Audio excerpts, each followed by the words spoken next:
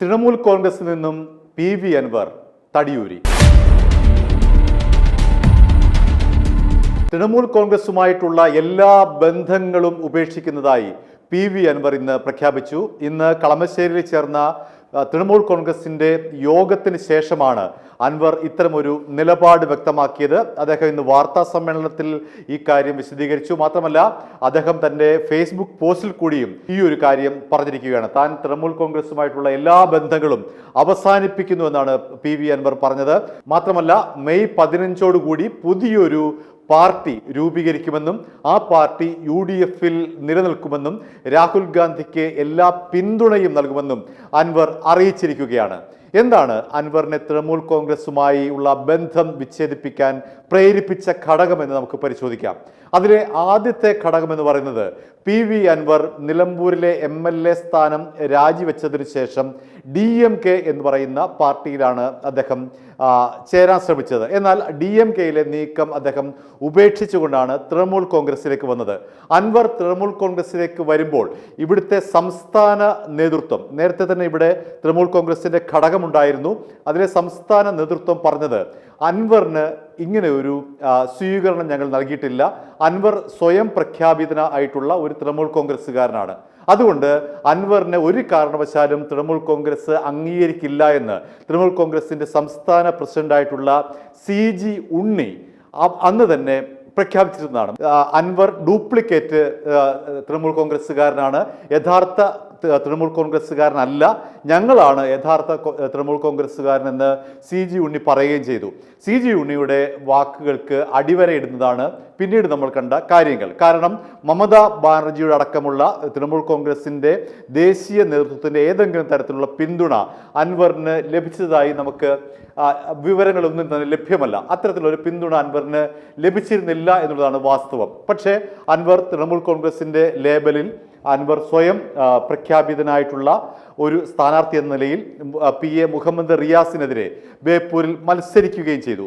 ഇനി അൻവർ അഥവാ തോറ്റു കഴിഞ്ഞാൽ തൃണമൂൽ കോൺഗ്രസിന്റെ തോൽവിയായി അതിനെ ചിത്രീകരിക്കപ്പെടും എന്നുള്ള ഒരു മുൻകരുതൽ അൻവർ എടുത്തിട്ടുണ്ട്. ഇപ്പോഴത്തെ ഈ ഒരു നിലപാടിന് പിന്നിൽ നമുക്ക് മനസ്സിലാക്കാൻ കഴിയും. ജയിച്ചാൽ തന്നെ അൻവറിനെ തൃണമൂൽ ദേശീയ നേതൃത്വം എത്തരത്തിലാണ് സ്വീകരിക്കുക എന്നുള്ള ആശങ്കയും അൻവറിനുണ്ട് എന്നുള്ള കാര്യം വ്യക്തമാണ്. അൻവർ ഇപ്പോൾ ഈ പാർട്ടി വിടാനുള്ള കാരണം നേരത്തെ സൂചിപ്പിച്ചതുപോലെ തന്നെ അദ്ദേഹം സ്വയം പ്രഖ്യാപിതനായിട്ടുള്ള ഒരു തൃണമൂൽ കോൺഗ്രസ്സുകാരനാണ്. അതുകൊണ്ട് ജയിച്ചാലും തോറ്റാലും തൃണമൂൽ കോൺഗ്രസിന്റെ ദേശീയ നേതൃത്വം അൻവറിനെ അംഗീകരിക്കാനുള്ള യാതൊരു സാധ്യതയും കാണുന്നില്ല. അത് മുൻകൂട്ടി കണ്ടുകൊണ്ടാണ് അൻവറിന്റെ പുതിയ നീക്കം.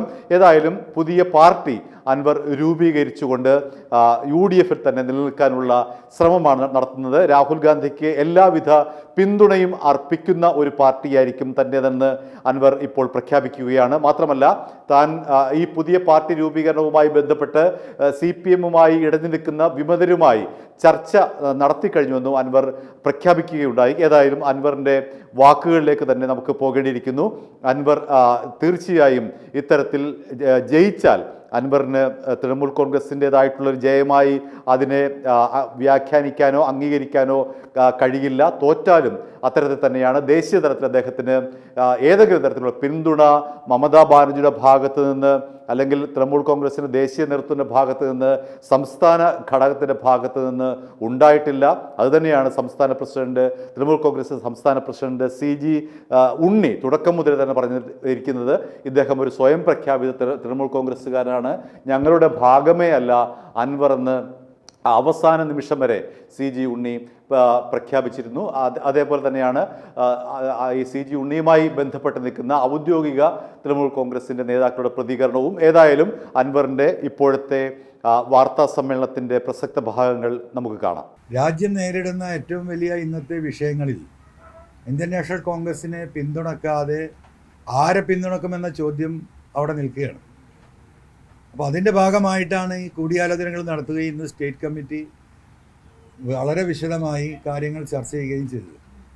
അതിൻ്റെ അടിസ്ഥാനത്തിൽ തന്നെയാണ് ദേശീയ നേതൃത്വവുമായുള്ള ആൾ ഇന്ത്യ തൃണമൂൽ കോൺഗ്രസിൻ്റെ എല്ലാ ബന്ധങ്ങളും വിച്ഛേദിക്കാൻ ഇന്ന് പ്രമേയം വഴി ഞങ്ങൾ തീരുമാനിച്ചത് പത്രമാധ്യമങ്ങൾ വഴി ജനങ്ങളെ അറിയിക്കുകയാണ്.